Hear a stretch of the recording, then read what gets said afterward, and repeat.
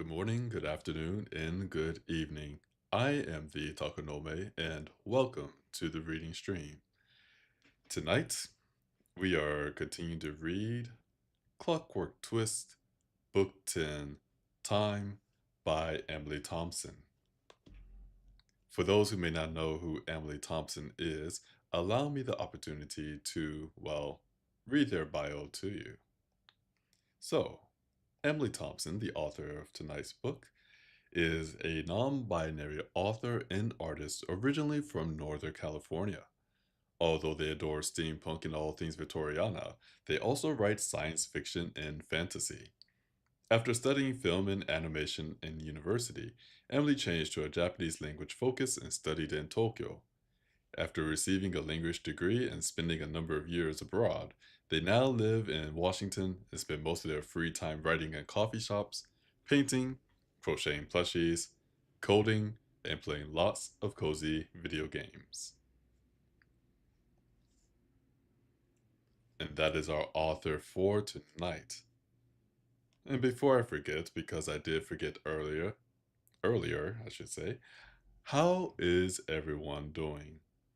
I do hope that you're all being safe out there, staying as sane as possible in these rather difficult times in the US. And yes, I know there are a lot of things happening right now, a lot of tragedies going on, but I'm hoping that this reading stream could be a bit of a bright spot in all of that. And also, for everyone who may be new to the reading stream, welcome to my humble slices of the internet that are my Twitch and YouTube channels. I will admit it has been a while since I've done the reading stream. I forgot a little bit about how I did my intro, but I would like to believe we did a rather good job. Well, going forward. Oh, I see. Erude, thank you very much for 31 months of subscription to the reading stream. Thank you for being, not only the supplier of our novels, but also a, long-time patron of the reading stream. As I've told people before, and I will continue to say it as we keep doing the reading stream, I do this for fun. This is more of a hobby for me, something that is a nice little break in all of the chaos of the week. So if you enjoy the reading stream, be sure to leave a like, a follow, let your friends know, subscribe, anything that can help, well, not just the Twitch channel, also the YouTube channel, to let people know that this does happen on Saturdays, 8 o'clock Eastern Time. Now, news for the channels. You may not like this. Next Saturday, there will be no reading stream. And there's a reason why there will be no reading stream. And if Rude said happy spooking time, I'm going to ghost now. Have fun being a ghost. And again, as always, thank you for stopping by and tuning in. Now for next Saturday. Why there is no reading stream? Well, it is because I will be out of town for my 20-year high school graduation reunion. Whew. So I will be out of town next Saturday. I will not have my microphone or streaming equipment with me to do the reading stream justice. And also, I believe there's an event going on during that time as well, so that's a little hard to do. However, after next Saturday, oh, wait, hold on. The following Saturday is a wedding I'm going to. But I believe I will make it back home in time for the reading stream Saturday, October 18th. Certainly after the 18th, the 25th, and the following Saturdays, I do not foresee not being able to do the reading stream. So apologies to everyone with all of the breaks in the somewhat erratic schedule with the reading stream, but we're going to have a more consistent flow after the 18th of this month. And I dare say, I am happy that I moved the reading stream back to Saturdays. I believe I said this before, but I can feel myself having more energy for the reading stream on a Saturday evening as opposed to a Sunday evening. I am not sure why, because I feel as if I did a lot today, but here we are. Let's see, we have our tea ready to go. Let's steep it a little bit more. It's very hot. We have our bottle of water in case we need it. We have our book, of course.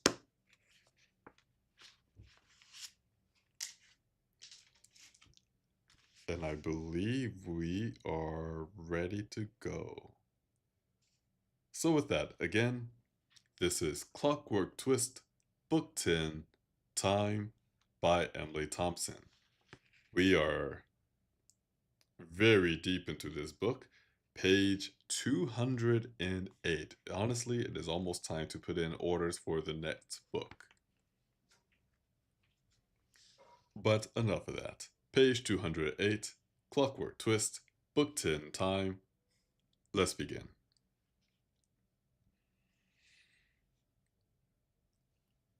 That night, Twist didn't sleep as well as he might have liked. Every time he shut his eyes, his mind filled with thoughts of what might happen the next day.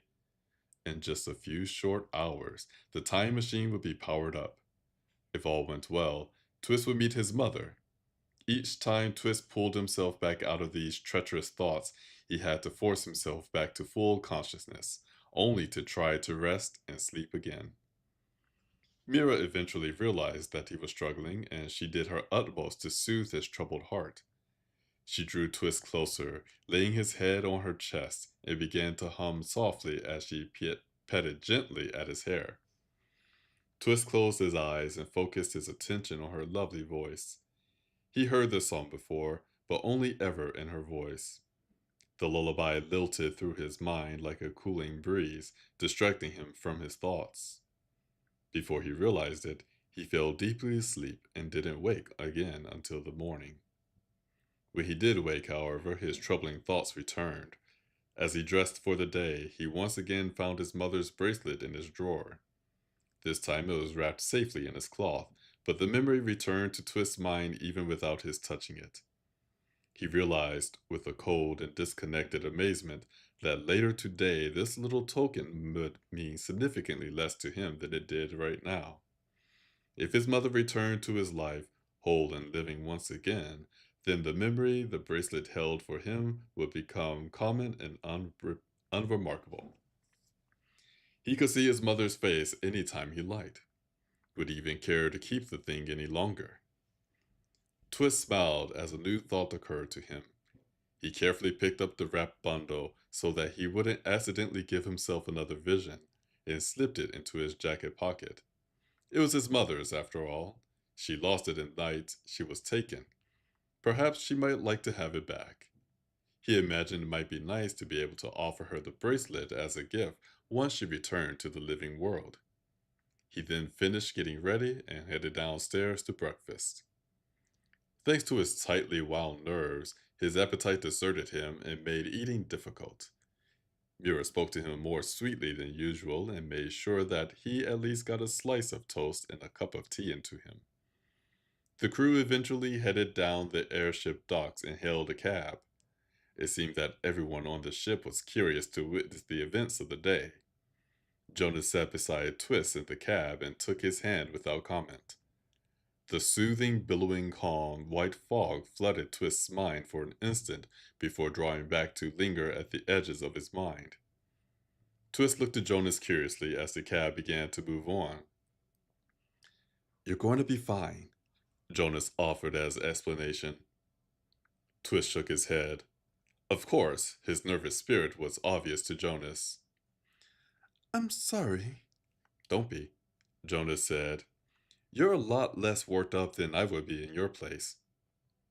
Twist looked at him in surprise but found nothing but honesty in his friend. "I would find this day difficult too, dear," Vera mentioned, patting gently at Twist's arm. I never met my mother either. She died when I was born. Twist stared back at Mira in shock. Her mother wasn't mentioned in any of the legends or her fairy tale, but Twist had never noticed this until now. Her father was a key player in the tale, but her mother was utterly absent. Mira rarely spoke of her past. Twist's heart flashed with guilt to realize that he never even asked. Mira smiled at him despite his obvious shock. My daddy told me all about her, but even so, I wouldn't know what to say if I suddenly met her. I think you're very brave, darling. A deep sigh found its way out of Twist, and he took her hand, letting her distant melancholy and warm emotions bleed into his sight. Thank you. He muttered, unsure what else to say. Mira's emotions warmed even further, and the cool fog in Twist's sight turned still and thoughtful.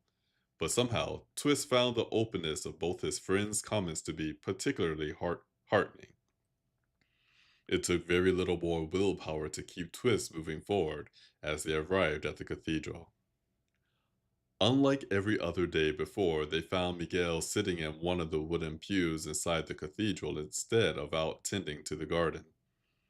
He also wasn't dressed for heavy work, but wore a suit. His hair was tied back, his face was washed and shaven neatly. Twist instantly assumed that he made himself presentable for his wife's sake.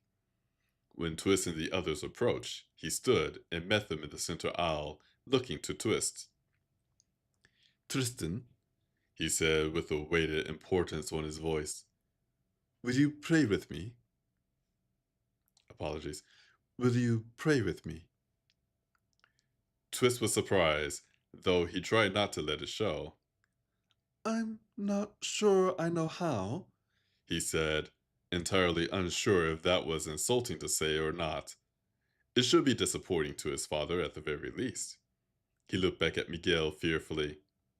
Miguel smiled slightly. That's all right. Please, we have a little time yet before we have to turn on the machine. I rather ask for guidance and grace before we do, and I rather you join me.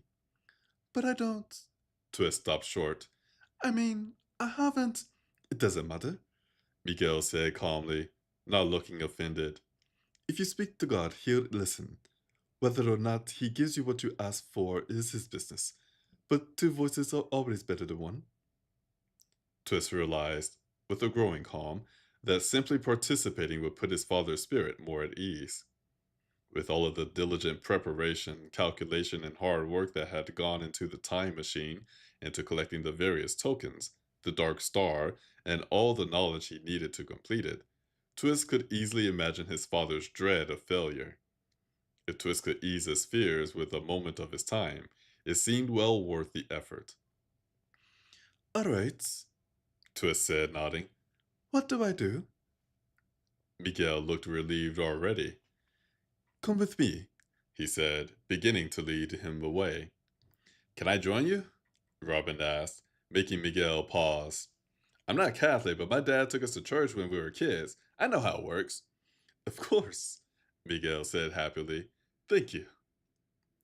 Twist followed as his father led him and Robin away toward the large golden altar with the statue of the crucified figure that filled the back of the cathedral.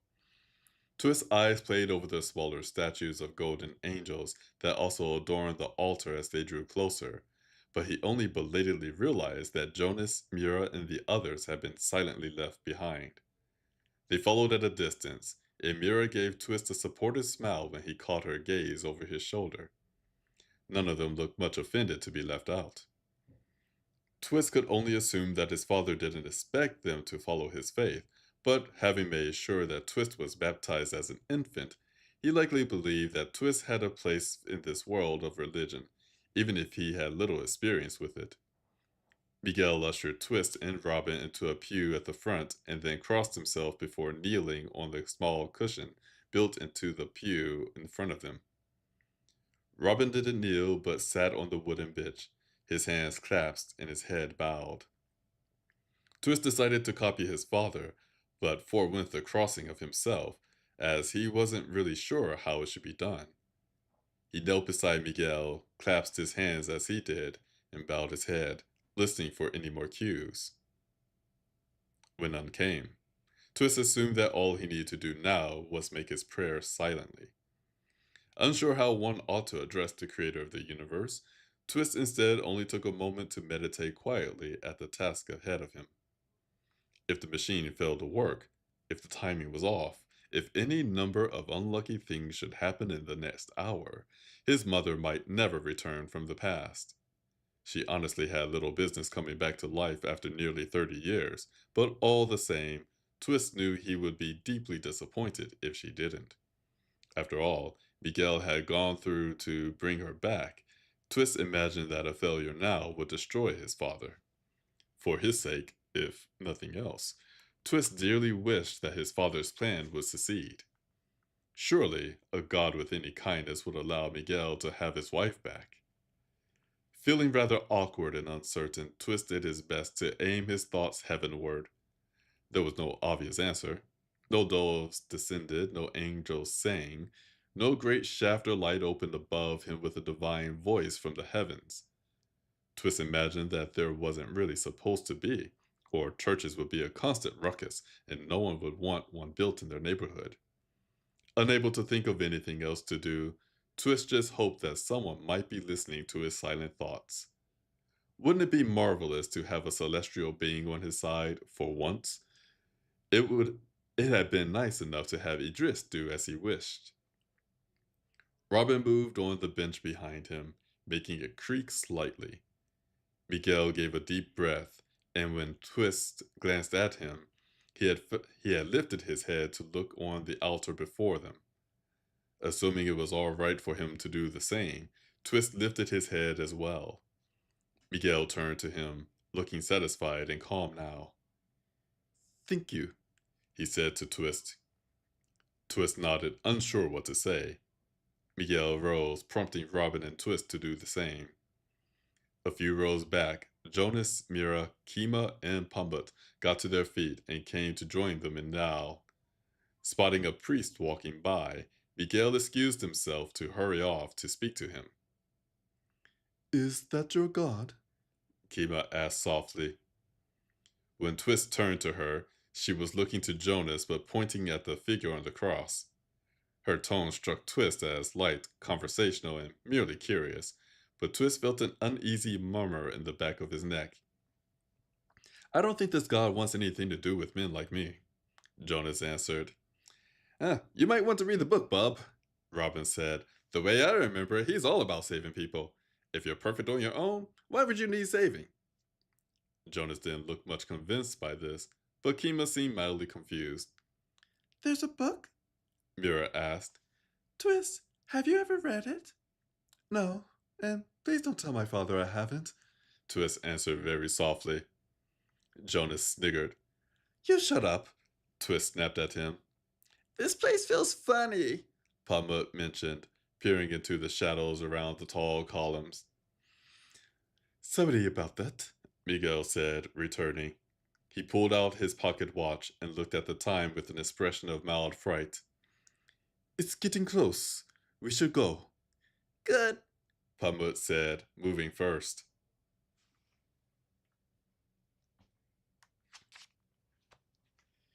Here we're taking a quick chapter break.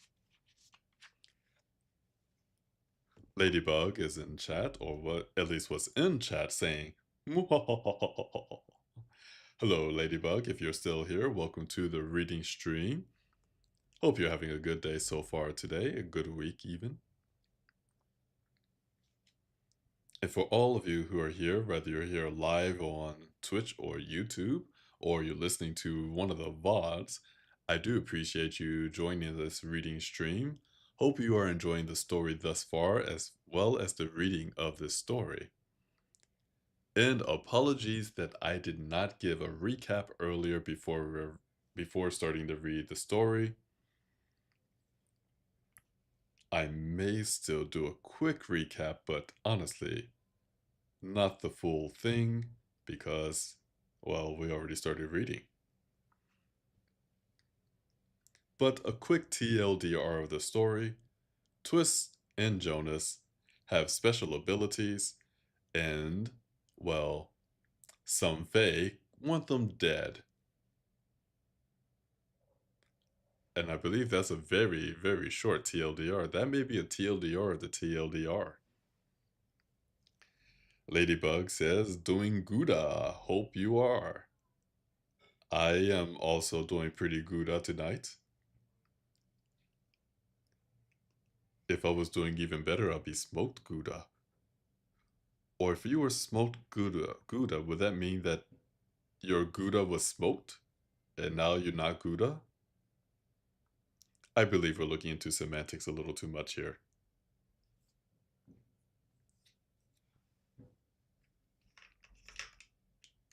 Let's see how our tea is doing. Okay, it's warm. It's not burning hot. Mm.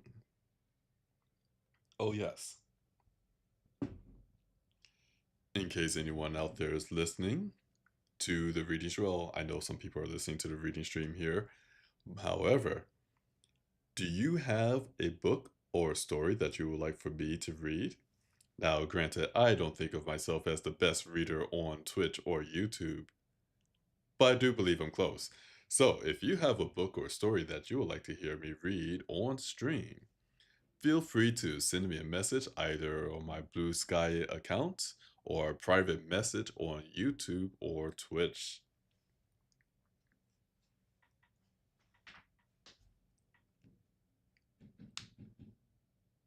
Ooh.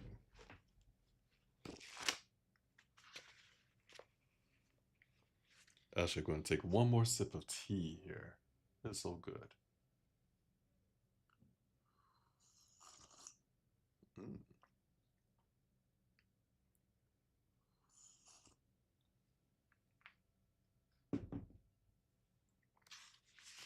And so far, my mirror voice isn't killing me. Again, the weakest voice I have for this series is Mira, but we do the best we can. So, with that, let us go into our next chapter, and who knows? Let's see how this time machine works. Or if it works. Let's begin.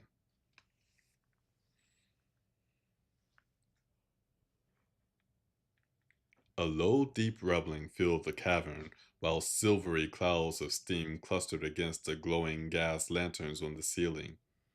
The previously silent clockwork was now ticking continuously, like the pulse of some watchful and coiled beast. Twist shuddered to see the clockwork behemoth suddenly alive. His father was standing before it, reading from his notebook with fierce attention. He also held his own pocket watch in hand, glancing at it every few seconds.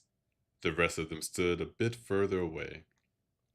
Wow, Robin remarked, looking over the huge, steaming, grumbling clockwork machine. This thing's kind of spooky when you turn it on. Twist nodded, feeling his own heart beat swiftly as he stared at the monstrous machine. Mira held his arm, and her emotions felt chilly against Twist's sight. Kima and Pamut stood close to each other, holding hands and watching wide-eyed.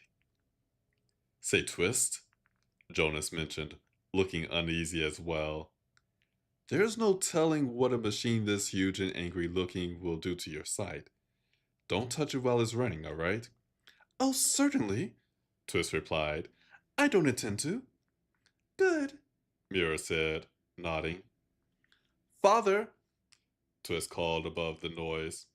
When will you send all the hourglasses spinning? He asked, noting that, for the moment, all of them were still. While helping to perfect the machine's inner workings, he'd seen that much of the machine's mechanics were designed to spin the hourglasses, both the central large one and also the many smaller ones set in a long row to either side of it, with extreme precision. Miguel muttered, now looking up from his notebook for a moment. Then he suddenly glanced at Twist. What? Oh, yes. I'll be making the final temporal trade in 9 minutes and 37 seconds, he said, looking to his watch again. Seeming to feel the weight of his own words, he paused. After all this time, I'm almost there. Mira left Twist's side and moved closer to Miguel, leaning up on her tiptoes to place a swift kiss on Miguel's cheek. He looked to her, stunned by the gesture, while she smiled sweetly to him. Good luck, Papa. She said happily, and returned to Twist's side.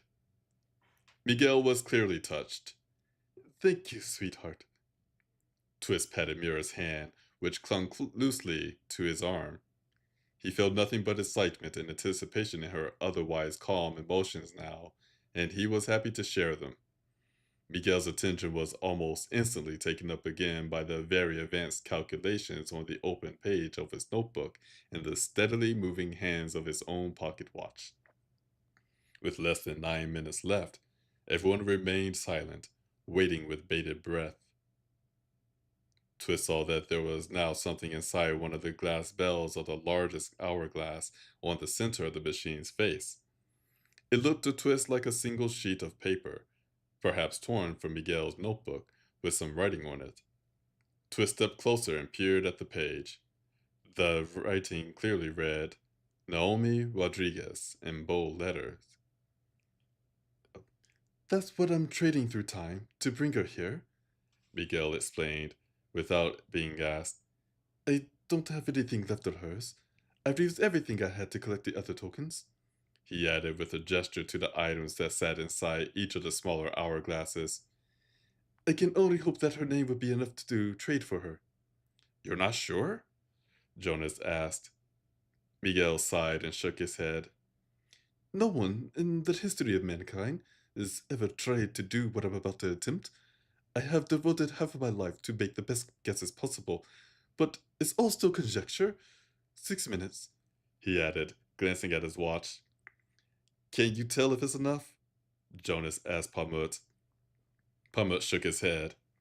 The targeting spell looks very strong to me, but I don't know how the science parts work. I'm sorry. You've already helped, Miguel said to Pamut. Thank you again for helping with the watch. Kima smiled to hear her son praised, and Pamut gave a bashful shrug. 5 minutes, Miguel mentioned. Somehow, the tension in the room tightened even further. Twist felt a thought nagging at the back of his mind as he stared at the paper in the large glass. It felt wrong somehow. A small eternity later, Miguel mentioned that there were now 3 minutes left. Finally, after another agonizing long epoch, Miguel stuffed his notebook into a pocket and then stepped closer to a large switch set into the face of the machine. Announcing that there were now 30 seconds remaining, Twist sucked in a silent gasp, his entire attention now locked on his father's hand, resting on the switch. Miguel began to count down, with the seconds hands on his watch. At the final second, Miguel threw the switch. The machine's ticking whirred suddenly faster and louder, and a thick cloud of steam erupted from the tubing and vents all around the monstrous machine. The tiny spherical box that hung on mechanical arms in front of the central hourglass and contained the dark star suddenly moved, flying with the speed of a piston to stop suddenly before the rightmost smaller hourglass. At the same moment, the rightmost hourglass spun swiftly over end, and the item inside it flashed with bright blue. The item then fell silent and still, appearing unaffected by whatever had just happened to it. Without pause, the dark star's box flew back to the leftmost hourglass as it too spun. The dark star now flew back to the right, stopping before the penultimate right hourglass, and then to the left, and so on, until the dark star became nearly invisible with its speed. Hourglass after hourglass spun and turned until each and every one on either side had flipped itself over with a loud mechanical click. The last of the smaller hourglasses flipped, and then the dark star moved to hang before the axis of the large hourglass. Everyone stared in anticipation as the huge hourglass began to tilt. It arched around the dark star as the little spherical box shuddered, and Twist felt a blast of air from behind him rush toward it. The hourglass made its turn and then stopped with a resounding slam as more steam belched out of the machine in a torrent of fury. fury. Twist and the others stared in anticipation as the paper with Naomi's name written on it, now in the upper bell of the hourglass, after the spin, fluttered down inside of the glass and flashed with a bright blue light. The paper then burst into flame and blackened into a cinder. Miguel gasped at this, looking to the bottom bell of the hourglass unexpectedly. Sorry. Looking to the bottom of the bell of the hourglass expectantly. Everyone else looked as well, but nothing at all seemed to happen. No! Miguel screamed in anguish. No! What happened? Why didn't it work? Oh crap, Robin breathed. It should have worked! Miguel screamed, his eyes wide and crazed. The name! It wasn't enough! That must be it! It should have burned! Oh, it should have vanished! I don't have anything else! He dropped to his knees, his face falling into his hands as his defeat fell fully on him. He moaned pitifully. I can't wait another 13 years. Twist stared at his father while black, cold dread billowed into his own spirit. Mirror's emotions blacked in horror as well. Twist could hardly believe what he saw. After all his father's work, after waiting for so long, even with all of the man's brilliance, it had been for nothing. His wife wasn't coming back. The thought struck Twist like a blow, and he shut his eyes as if to defend himself from it. 30 seconds, Miguel said, his voice suddenly smooth and slightly excited. Twist opened his eyes, jerking with the shock. Mira looked to him swiftly, suddenly only mildly concerned as Miguel began to count down from 30, his hands resting on the now unthrown switch. No one was upset. The machine was still ticking more softly. Twist looked desperately at the glass bell of the large hourglass and gasped to see the whole page, or the page whole and unburnt. All at once, Twist understood. He'd had a flash of the future. He could change it. Stop! He shouted, dropping Mira's hand and rushing closer to his father. It won't work. The page will burn and she won't come back. What? Miguel asked, startled. It's not enough. You need to use something else. But Miguel said, clearly confused. there's no time, and I don't have anything else. Twist gasped again as his desperate mind struck on a possible salvation. He reached into his pocket and pulled out the cloth-wrapped bracelet. Use this. It was hers. Miguel took the bundle and opened it to find the blue glass beads inside. Clearly surprised, he looked back to his son in amazement. This might work. He glanced at his pocket watch and let out a startled cry. 10 seconds! Miguel rushed for the large hourglass and wrenched open the lower bell along a seam Twist hadn't seen previously noticed, opening it in half like a giant glass chest. He threw the bracelet into the bell with the page and closed it again, slamming the latch closed as he ran for the switch. He looked at his watch and began to count. 3, 2, 1. Miguel threw the switch, and both he and Twist backed away as the machine roared into action. Once again, the Dark Star flew from spinning hourglass to spinning hourglass, each one giving its loud click, and each item flashing with a harmless blue light. Finally, there was only the center hourglass left. The Dark Star took up its place. The hourglass began to turn, and the air in the cavern rushed forward toward the Dark Star. The hourglass once again clanged loudly as it came to rest upside down. The page inside the upper bell once again flashed and burned to black, but this time, the bracelet also flashed a brilliant blue light and then vanished entirely. Suddenly, another gust of wind flew out from the machine itself, nearly tossing everyone standing nearby off their feet. Twist had to turn to keep his balance, but the gusts of wind vanished just as quickly as it appeared. Twist turned back as everyone else did and peered at the lower bell of the large hourglass. Twist's breath caught in his throat, and his chest tightened sharply. There was now a figure, clad in a sapphire blue hooded jacket that hung low over a silver cotton skirt and rough black boots, standing inside the glass bell. She was pressed up against the back of the bell and staring around her with wide, frightened blue eyes, her long, curly black hair hanging loose and wild around her shoulders. Miguel's voice broke into a heartbreaking cry, and he rushed forward toward the latch on the bell. The woman inside jerked away as if terrified, but froze when Miguel opened the glass bell and stared at her. Naomi? He breathed in overwhelming relief. She jerked in obvious shock as she stared wide eyed at Twist's father. Miguel? She asked, her tone disbelieving. Twist shivered at the sound of her voice.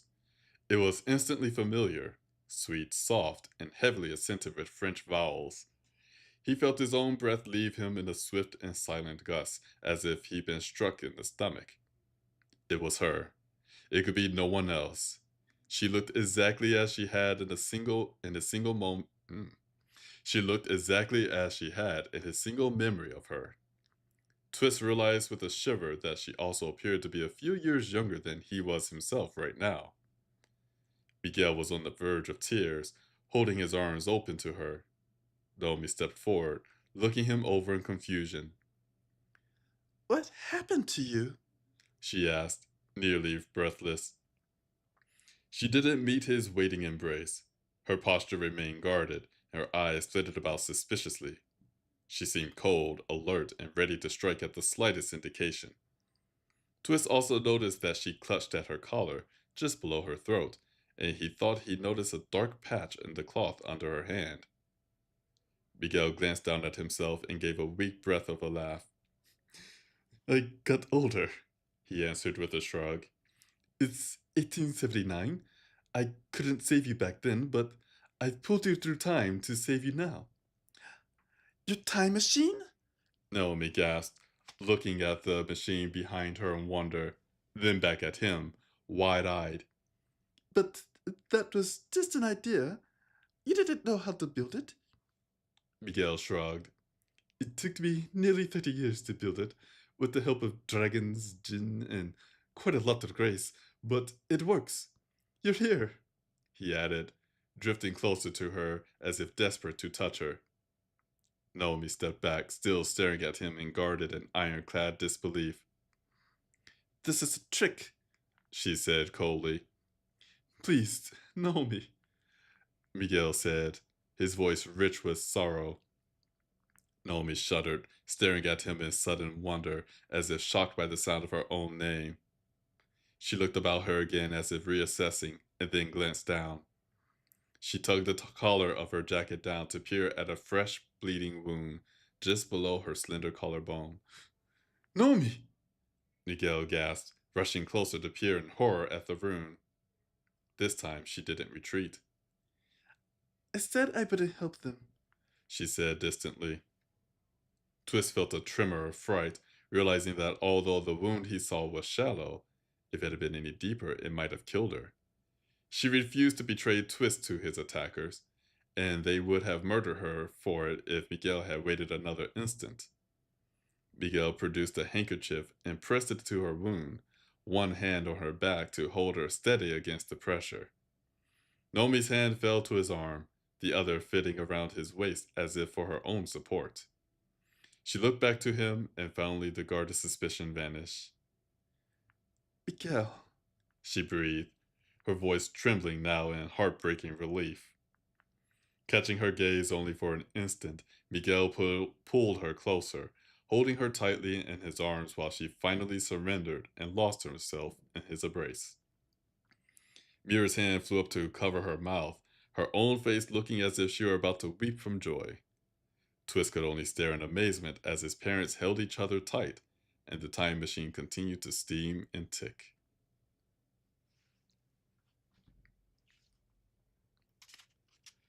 Here we're going to take a chapter break. Oh my.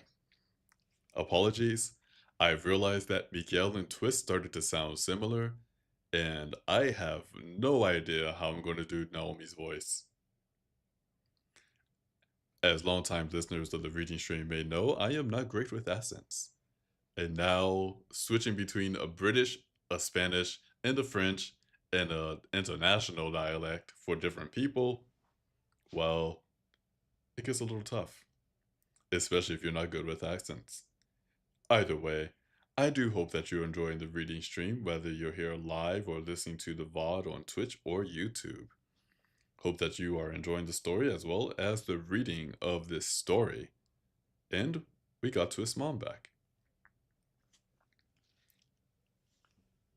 Take a sip of tea here.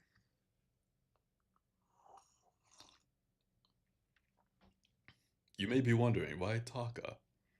I hear you sipping this tea and it sounds absolutely divine.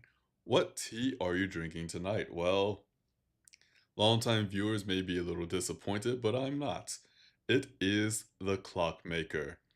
Perhaps the very first tea, correction, it is the very first tea we had on the reading stream when the inaugural reading began, if you will. And the ingredients of this delicious tea, the Clockmaker, are roasted green tea, orange peel, black tea, pure tea, rose petal, and pine smoke. Hmm. And you may be wondering, Taka, where oh where can I get the teas that you drink? They sound absolutely great, and I would love to put that down my gullet. Well, my dear listener, allow me to tell you about a special tea shop. A tea shop of your imagination and your reality. A tea shop that never disappoints. A tea shop that is very well known on this channel for longtime viewers. A tea shop in Seattle, Washington called Friday Afternoon. That is right. It is time for our not sponsored. I promise this is a sponsorship, even though it seems like a sponsorship, but it's not a sponsorship because I'm not paid to do this. It's not a sponsorship. Sponsorship for Friday Afternoon, the tea shop in Seattle, Washington. If you go to their website, www.fridaytea.com, you will find a wide variety of teas that I'm sure will tickle your fancy. Tonight, I am going to tell you about the Red Viper. Now, the Red Viper happens to be Alan's October pick, and it is available until December 3rd.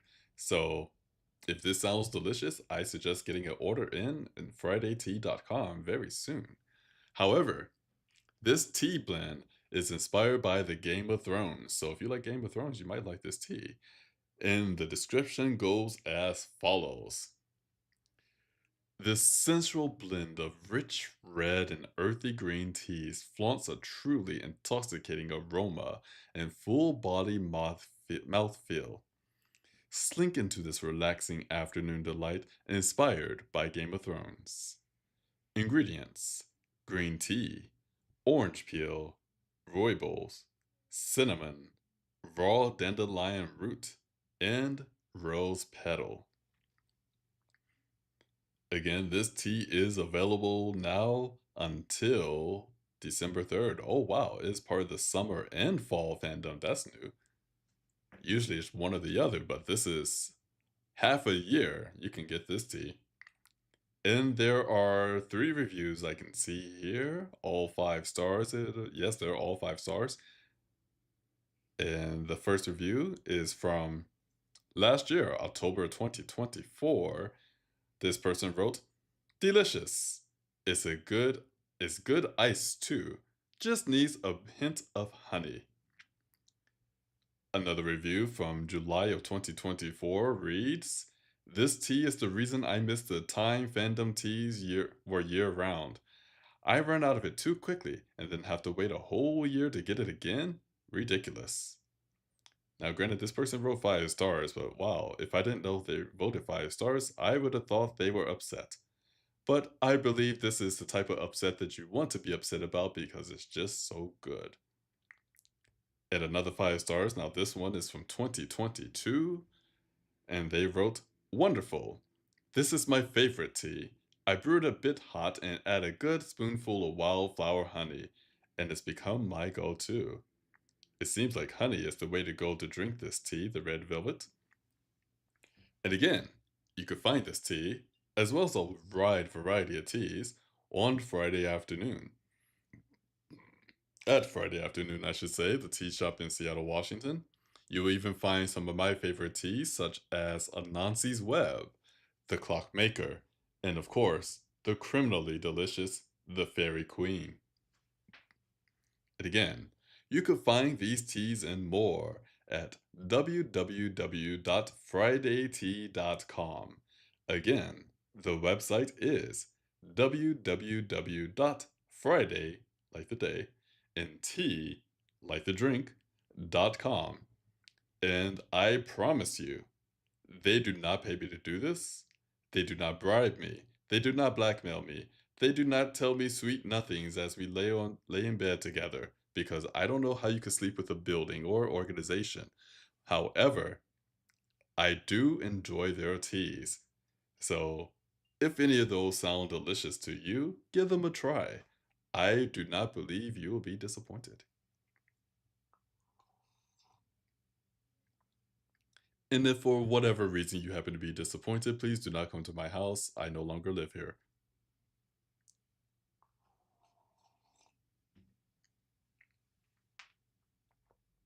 Mm. Doing a little bit of stretch here. I'm looking at what we have left, and okay, we should have enough for the rest of tonight, as well as finishing the book, the next reading stream. So I need to get that order in for the next book sooner than later. Oh, I actually had one other piece of news that I wanted to do. This is October, Halloween month, spooky month, ghostly month, creepy month. It depends how you want to look at it.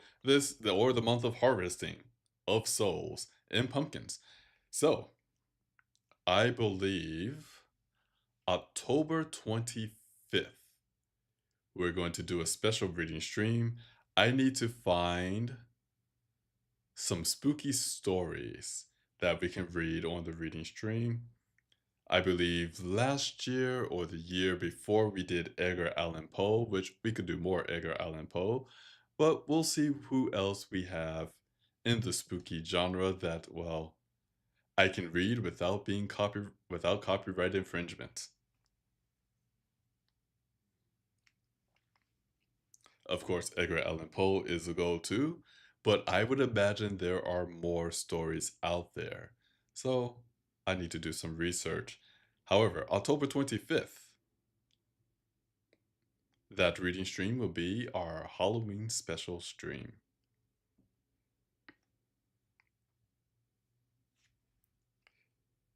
Erudite says, the Cask of Amontillado. I could do the Cask of Amontillado again. That was a fun story to read. Favorite Poe story, I see. Of course, my favorite Poe story is probably because it was the first one I've read, but I've read other Poe stories as well. Telltale Heart. I enjoy Telltale Heart, especially at the beginning with the narrator's like, I'm not crazy, you're crazy. I I enjoy that. So Cask of Amontillado, that's a possibility. We'll see who else we can find as well. I do not want it to all be Poe related, which oh, hmm, I may need to start working on this sooner than later. I was thinking I could reuse a graphic that I created 2, 3 years ago for the Halloween reading stream, and I realized I do not have access to that graphic because it is on the hard disk that failed a month or two ago. So I will have to recreate that, but I don't think it'll be too difficult to do. It'll just take some time.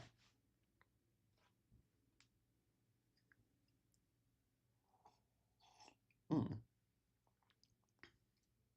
Which also makes me think, I wonder if I should write. I do have a couple stories, short stories myself I might be able to read that I've written before. I need to see what I have. See which one is spooky enough to really fit the genre here. Oh, that's a thought.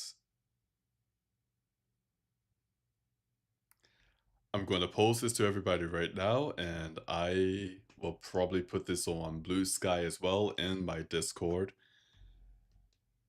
What if what if we have people write a spooky story and then I read it, along with the Cask of Amontillado?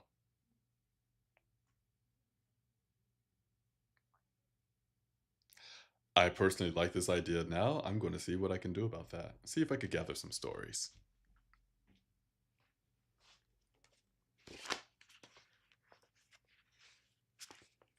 And as we go into our next chapter, once again, I do want to thank you all for joining this reading stream. I do appreciate the support that these channels have, whether it's the Twitch or YouTube channels. Again, this I do for fun. I enjoy doing the reading stream. I really do. It is fun to take a book or a story and to see how it develops, see where it takes you, as well as to see the characters as well and trying to act out the characters. I enjoy it. It's a lot of fun.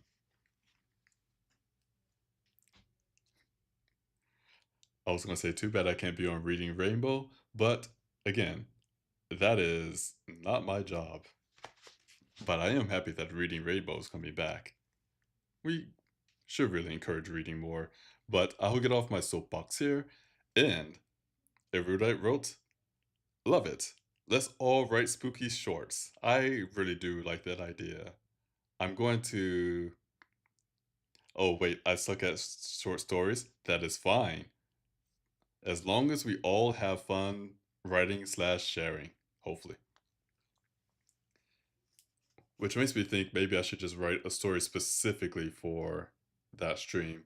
But again, I will post it to Blue Sky, I will post it to the Discord, and we'll go from there. One moment.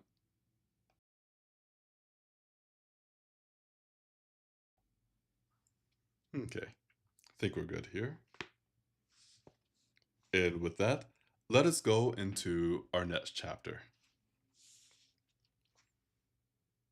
Correction, I'm going to take a drink of water first because I feel my mouth drying out.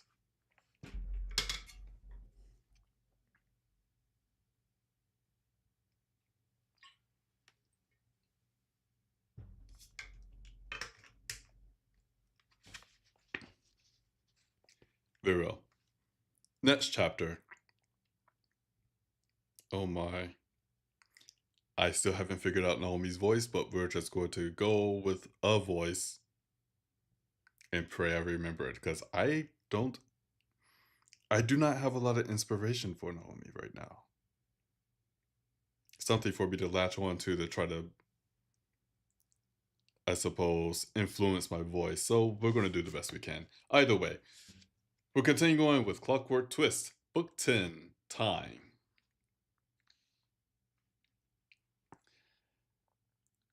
Naomi pulled back from Miguel suddenly, staring at him in fright. Tristan? She gasped. What happened to him? Where is he? Twist shivered as if a bucket of cold water had just been thrown over him, hearing his own name on his mother's voice.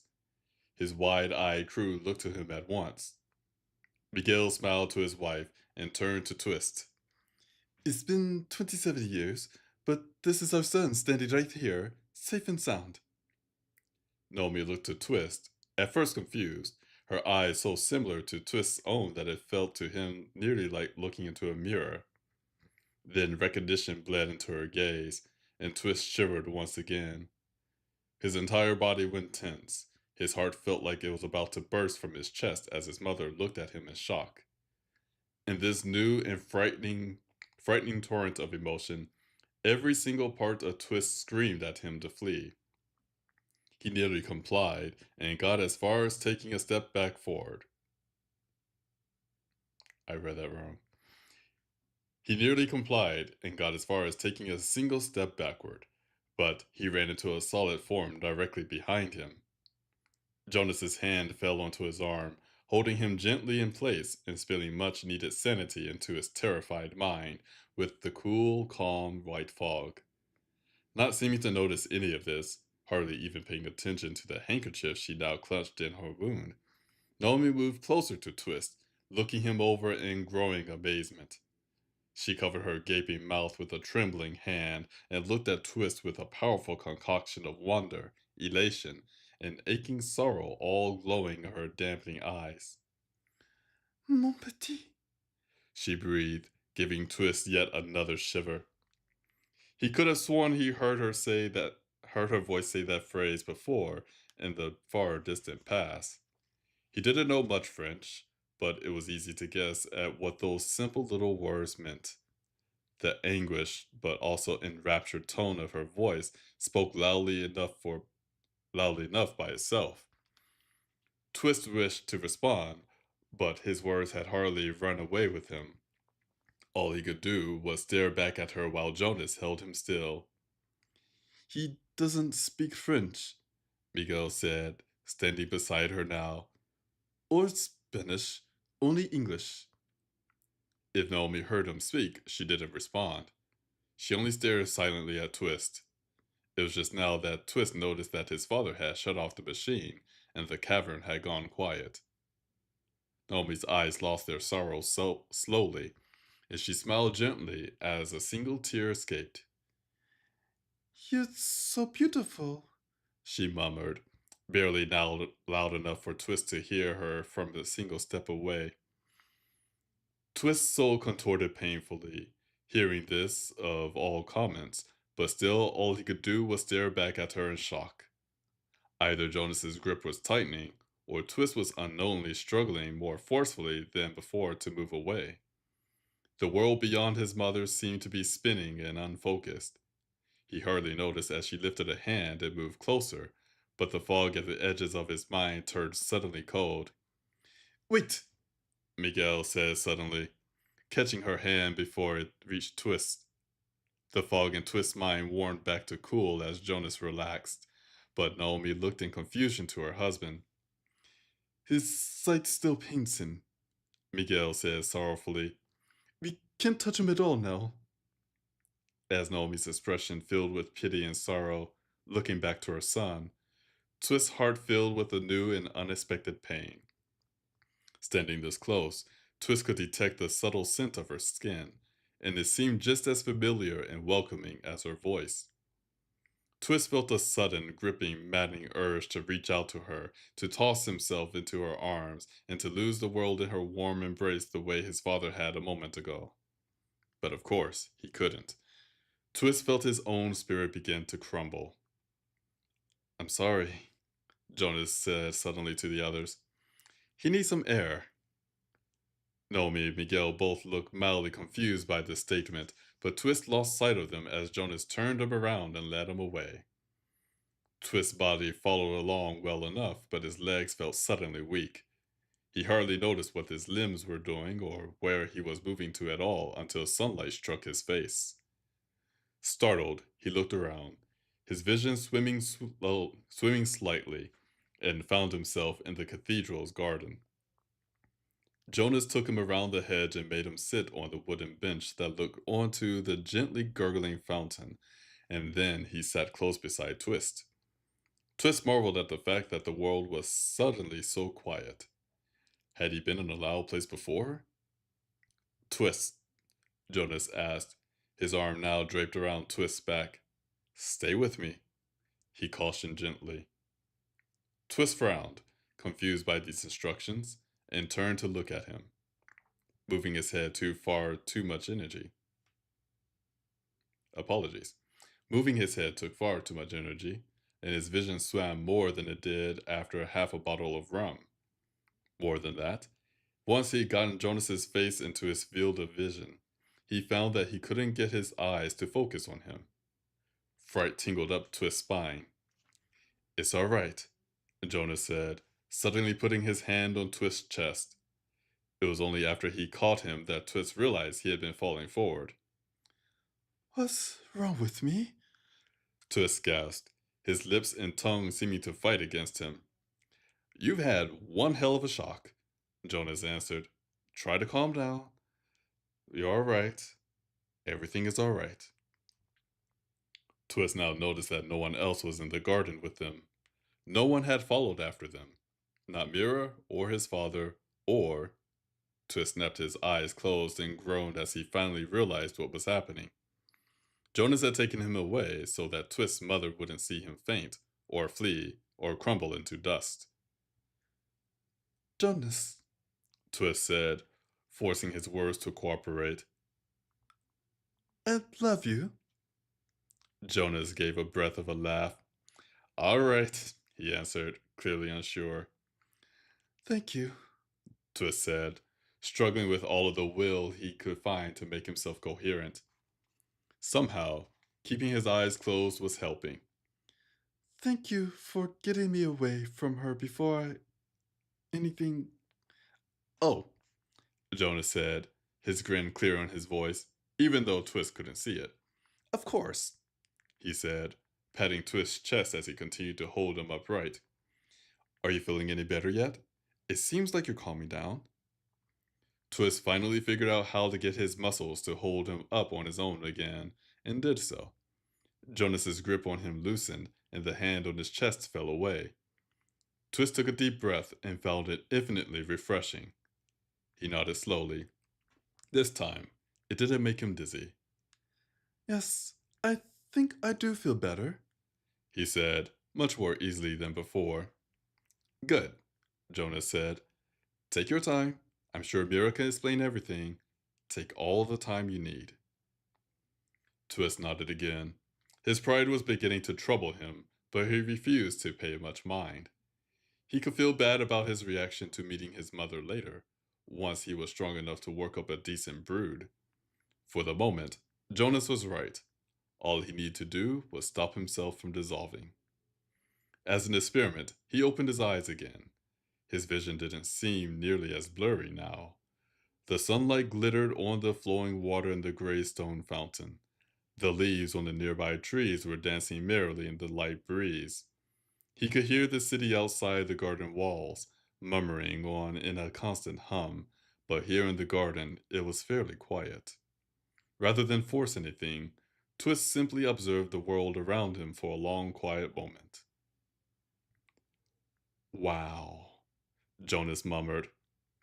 Twist looked to him, unsure of what he meant. Jonas looked back at him, in focus now, in amazement. You're almost stable again, and it's been what, a couple of minutes? You're awesome, Twist. Surprised to find himself being praised, Twist laughed. Doing so seemed to fill his veins with life once again. And now you're laughing? Jonas asked, even more astonished. Holy hell! Stop it, Twist grumbled, grinning at his friend. You very nearly imploded less than 5 minutes ago, and now you're almost fine. If that's not worthy of awe, nothing is. Twist shook his head. He felt slightly relieved that this caused no dizziness at all. Yes, let's just ignore the fact that I nearly fainted because someone spoke to me. That wasn't just someone, Jonas said, his tone somber. If my mother suddenly came back to life and said something like that to me, I'm sure I'd faint too. Twist met his gaze, mostly to see if he was being honest, but found something unexpected in his friend's eyes.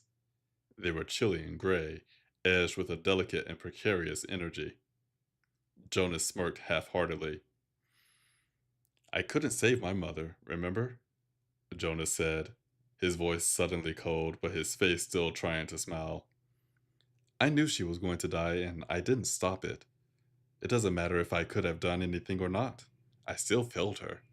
If she suddenly appeared in front of me and said that she understood and forgave me anyway, I'm pretty sure it would kill me. Twist stared back at Jonas in pure, violent, chilling shock. Their exact situations might be very different, but he and Jonas both had the same inability to honestly believe the same impossible truth that they deserved love, or even simple approval from their lost parents. Seen in this way, Twist's reaction seemed remarkably more reasonable. Most shocking of all, Jonas had just revealed this deep impersonal wound to Twist at his own peril and of his own free will. and he had done so only to help Twist feel less weak and ridiculous. There was nothing guarding his eyes now. Twist felt as if he could see directly into the man's soul, and he saw no mistrust or fear in him at all. Staggered, Twist couldn't help himself. He threw his arms around Jonas's neck and embraced him tightly. Jonas laughed but accepted this gesture in kind. Steady on there, mate, Jonas said, patting on Twist's back. Thank you. Twist said, pulling back and giving a sigh. Thank you for everything you've ever done for me. Jonas smiled at him, his eyes now as deeply blue as a tropical sky. He didn't reply.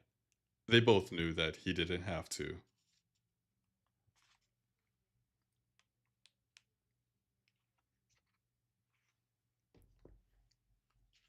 Here, we're going to take one more chapter break.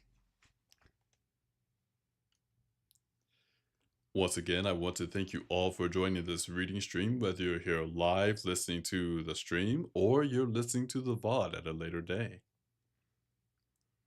And as always, I do appreciate the support that you give these channels that are my Twitch and YouTube channels. Sorry, I had a little burp there. Still have a little burp there. There we go. I think it's out now. And as always, as we're getting ready to close out the reading stream, I can feel my legs hurting. It's just always in the back of the heels. But we will persevere nevertheless. Almost said persevere. That is not a word that I know of.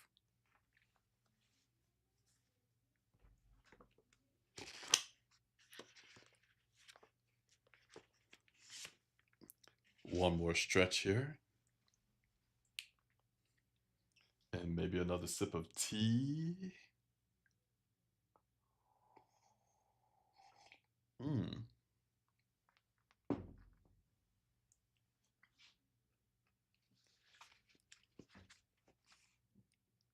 And I believe we are. Oh my, Naomi's going to speak. Okay. But I believe we're ready to go. We're going into the final chapter of the evening. Though not the final chapter of the book. We will save that for next time. Well, final chapters anyway of the book next time. Trust me, it will cover the entire reading stream. So, with that, let us go into the final chapter for the evening.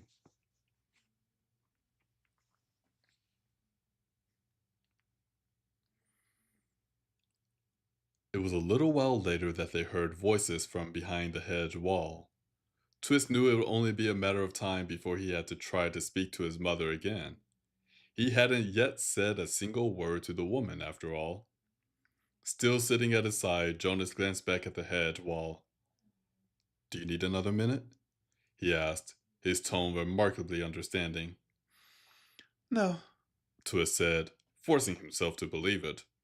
His vision was no longer swimming, his words were coming easily, and he felt very nearly like himself. Putting this off will only make it harder. Jonas smirked at him. Amazing. Just amazing. Honestly, Twist grumbled at him, rolling his eyes. Jonas chuckled and got to his feet. All right, but you're still awesome. I'll just be over here somewhere, he added, striding away to the other side of the fountain. Twist considered asking him not to go too far, but found he didn't have to. Jonas sat leisurely on a bench on the other side of the garden, out of earshot, but not out of sight. At this distance, Twist could still easily feel the soft buzzing in the base of his neck, and as Jonas leaned his head back and opened his eyes to the sky, the buzzing warmed into quiet, contented calm. Twist let his friend's constructed peace bleed into his own spirit. Tristan, Naomi asked softly, having stopped a few steps away from where Twist sat. Purely out of reflex, Twist snapped up to his feet. When he looked to her with the best cordial smile he could manage, she seemed surprised. Perhaps he moved too quickly. He began to silently chide himself, but then lost the will as the spirit remained calm, thanks to the buzzing at his neck. Behind her, he saw the others lingering at the edges of the clearing around the fountain, obviously giving Twist and his mother some space. The silence between them seemed to grow swiftly colder. Hello. Twist managed to force himself to say. He instantly regretted it. That wasn't nearly enough. For heaven's sake, this was his mother. Surely he could manage something more than just that for the woman who had given him life. But, once again, Twist's anger at himself withered in the foreign calm that refused to leave him. Clearly not seeing his inner chaos, Naomi smiled softly. Can we sit? She asked sweetly. Certainly. Twist muttered. His mother seemed pleased by this and moved closer. She sat on the bench where Jonas had been, and Twist retook his seat, far enough away that it wouldn't be easy to touch her by accident. He instantly wondered if he was too far away. He didn't want to offend her, after all, but she didn't seem upset. For a moment, she only looked at him with those perfect copies of his own eyes. Out here in the daylight, her youth and beauty were even more apparent. If he had to guess, Twist would say that she could be older than 23, maybe 24 at a stretch. Her skin was nearly as pale as his own, and her long, tumbling curls were as black as pitch. Her features were fine and sharp, but bore gentle curves and a remarkable natural elegance. More surprising than anything, Twist felt a deep, endless ocean of warmth and silent understanding in her chilly blue eyes. Mira explained what happened. Naomi offered, after a bit more silence. She's just wonderful. She added, with a smile that made her eyes sparkle. And she's very sweet. She glanced to the side, toward where Mira now sat beside Jonas, watching Twist closely with taut attention. Miguel stood beside her, watching as well, while Kima, Robin, and Pamut had taken a different bench and seemed only curious about Twist and his mother. She said Naomi went on, looking back to Twist. that you're very nervous to meet me. Did you really think we'd abandoned you all this time? She asked, her expression showing only a bit of the deep unhappiness she was hiding from him. No, no. Twist said swiftly, desperate to ease her unhappiness. Then he frowned, startled by his own words. Well, He muttered, grimacing. yes, actually, I did. She winced, as if his words were sharp, even though he'd taken care to keep them soft. But now I know the truth. He added quickly. Now, She said on a sigh. She looked to Twist with a bittersweet smile. I can hardly believe I lost so many years. I didn't notice any time pass at all. This morning, your father and I arrived in Dover, hoping to lose our attackers. By the time night fell, we run out of options, and they were on our heels, even with our charms. She shook her head. I told them our names. Twist shuddered to hear such bitter regret and anger in her voice. But you didn't think they would attack? Twist said swiftly. They clearly tricked you, somehow. You didn't even know it was a mistake until they revealed their true nature. Naomi looked up to him, stunned. A flash of pain flitted through her eyes, and she shook her head, looking away. Now, Tristan, you can't forgive me that easily. Not when I've stolen so much from you. She added with the deepest sorrow, meeting his eyes again. Just look at how much time we've lost. Twist listened to her in wonder, stunned to realize that she thought she didn't deserve forgiveness for an honest mistake. She only told the fairies about him to try to help him, after all. She'd known that something was wrong with his sight and was trying to fix it. But, at the same time, he could also suddenly see how confusing her rescue and current situation must be to her. Tibby, it was only a few moments ago She went on. that I was running from those fiends. I realized I'd never be able to keep you safe myself. I was too easy for them to find, so I gave you to your father and ran as far as from you as I could. I took off my charm, she added, touching the tiny red smeared gold charm that now hung around her neck on a string. and I screamed at them so they would find me. I knew they would take the bait and look away from you. I could only hope it would give Miguel enough time to hide you. And now, She said, smiling at Twist again bravely. here I am, sitting beside you, and the future. I blinked and missed your entire life. It's not fair. She added, a sliver of forced anger shoving away her sorrow for an instant. You took off your charm on purpose. Twist muttered, still unable to imagine this woman intentionally doing something so dangerous. She shrugged. It worked. You survived. She said, her eyes filling suddenly with true joy. Twist shuddered, his breath catching in his throat. As if out of reflex, his mind retreated to the cool, calm, steady buzzing in his neck. It gave him just enough clarity to properly process what she just said. Twist looked back at his mother in disbelief. He'd been told that she'd been killed, but never how or exactly why. But now he could see that anyone had tiptoed around the real truth of it. His gaze went to the now reddened handkerchief that clutched below her throat. This woman had actually, intentionally, and fearlessly given her own life just to protect him. Was it possible that anyone could love him that much? And look at you. Naomi went on. Mira said you traveled the world, having wonderful adventures. She said many nice things about you, actually. To think my son saved the Clockwork Princess and won her heart. She said, positively bursting with glowing pride. I imagined many things for you, Tristan, but never anything so grand as the life you have. Twist realized distantly that he was smiling back at her.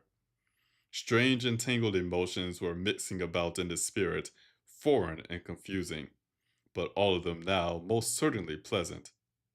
He thought that he should be saying something to correct her, but he couldn't work out what she'd gotten wrong. You know, Naomi said, leaning closer with a suddenly serious expression, as if imparting a secret to him. A light of fright tingled up Twist's spine, but he held himself still. I'm not really sure I survived after all. She said to him. If I tried to imagine what heaven would be like, I think I might be getting to meet you as a man and finding out that you're not only happy, but wonderful as well.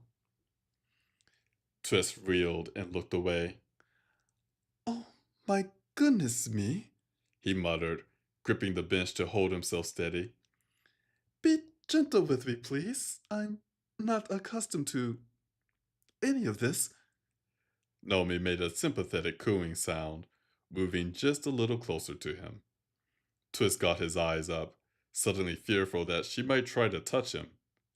He froze, finding her hand indeed raised and already very close to his face. It was only after the soft cuff of her jacket sleeve had brushed gently at the edge of his face that he realized she didn't mean to touch him directly at all.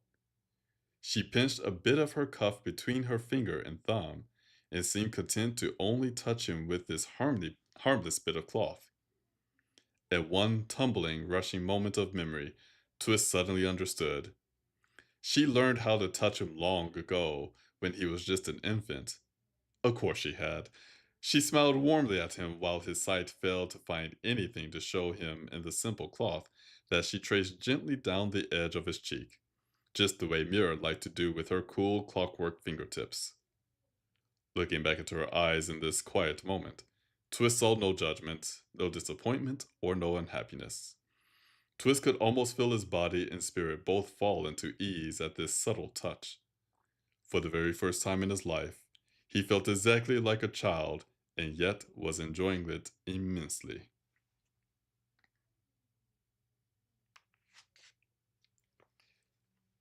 And with that, we are coming to the end of the reading stream. Once again, I want to thank you all for joining this reading stream, whether you're here live or listening to the VOD. I hope that you enjoyed the story as well as the reading of this story. And once again, I do want to thank you all for all of the support that you give these channels, whether it is likes or follows, subscriptions, or you just tell friends you have it playing in the background, or you say to people like, hey, I know this guy who does readings on Twitch and YouTube. And, I think he's decent. Give him a listen. Once again, that Saturday, October 11th, there will be no reading stream for I will be out of town for my 20-year high school reunion. October 18th, I believe we will have the reading stream. If there is no reading stream on the 18th, I will post it onto Blue Sky as well as the Discord. And finally, if you want to participate in writing a spooky story, a short story, if you will, for October 25th, when we have our Halloween special, be sure to let me know either by sending me a private message on any of these channels, Twitch or YouTube, or send me a private message on Blue Sky. If you're part of the Discord, you can also contact me there. Multiple ways to contact me at the same time, limited ways to contact me. There we go. And I believe that is everything. Once again, thank you for joining tonight. I hope you had a fun time. And as always, be safe, take care, and take care of each other. Until next time, take care and bye bye.